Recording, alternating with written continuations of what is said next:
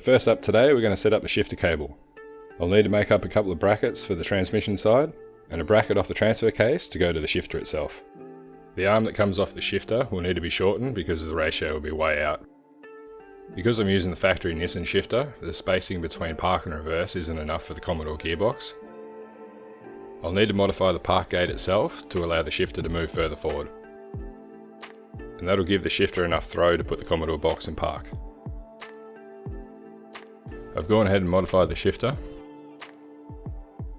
And you can see where I've opened up the park gate and also had to modify the shift lock mechanism to allow the shifter to move further forward. I've got plenty of these early model Commodore shift linkages lying around, so I robbed the end off one of them and cut down the shifter arm as well to get the ratio correct.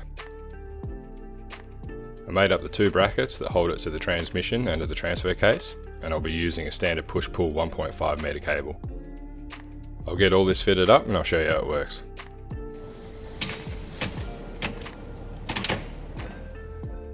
You can see I've got the two brackets fitted to the transmission, and the cable snakes its way around here up to the transfer case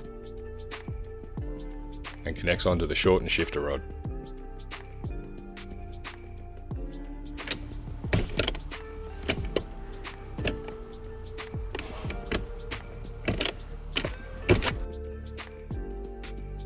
Next we'll quickly go through the exhaust. This is the full 3-inch system that Mark supply. I'd highly recommend going the stainless over the mild, it sounds much better and it lasts a lot longer. So I'll get this bolted up and we'll go over what it looks like. I'm always happy with these exhausts I get off Mark's. They never hit on anything, they bolt up quite well, and as I said, these stainless systems sound great.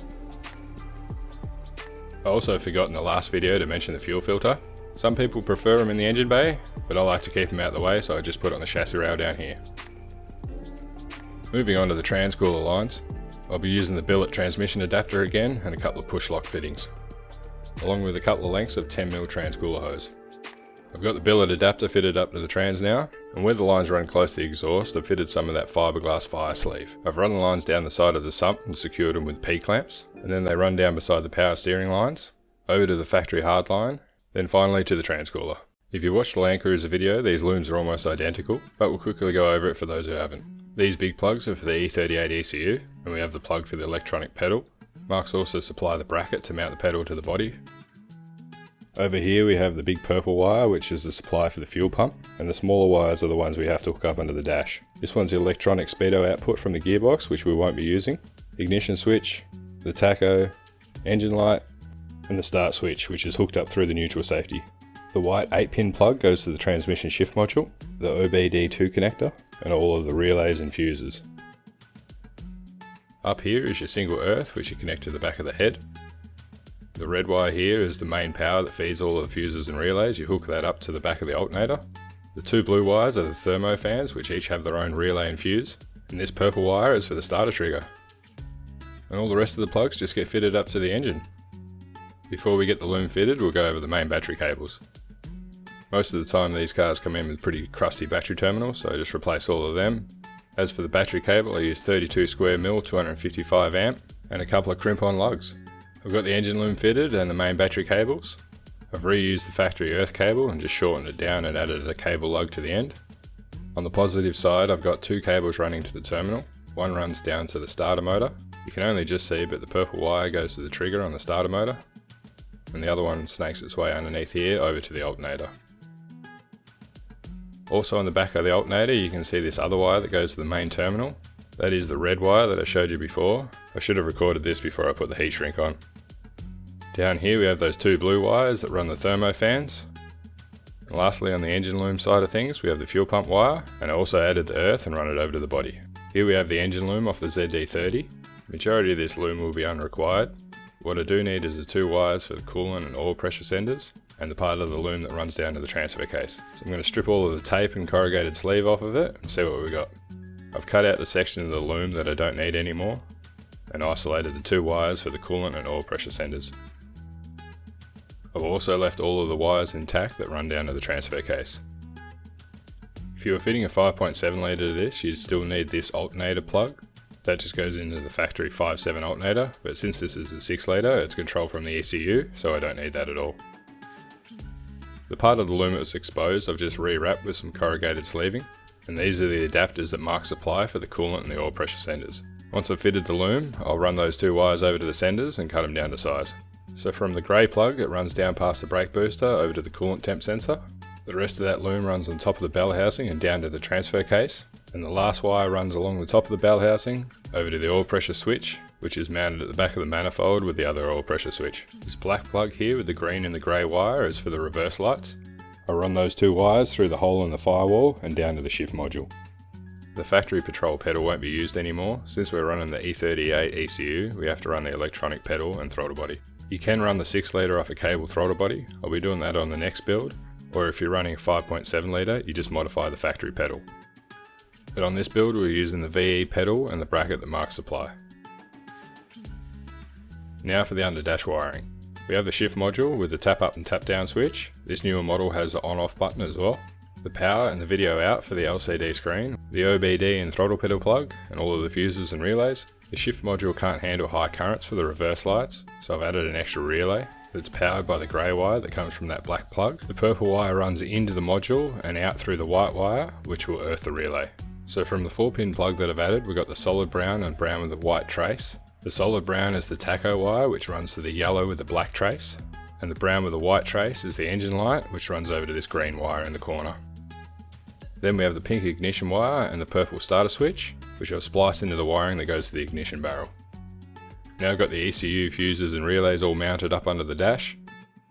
I also replaced the switches on the shift module to suit the console, and it's finally ready to give it the first start up.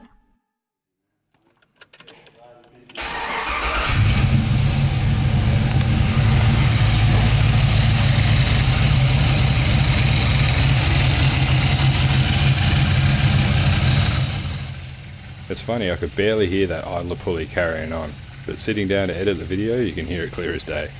I guess it's time for the more exciting part of the video, getting it on the rollers to do the dyno.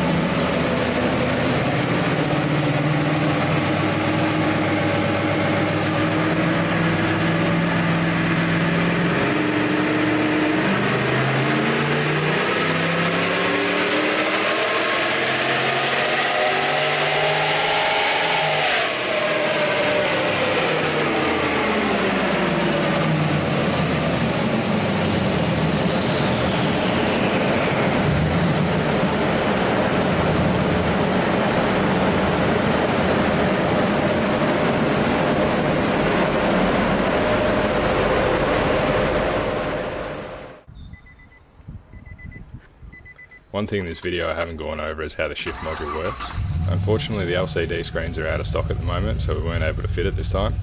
The way they work is with the car in drive, you have your on-off isolation switch and you tap up and tap down.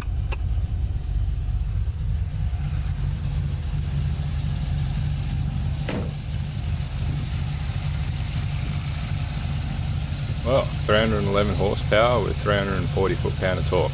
Not bad considering the tyre size, and it's going through a decent sized diff and transfer case.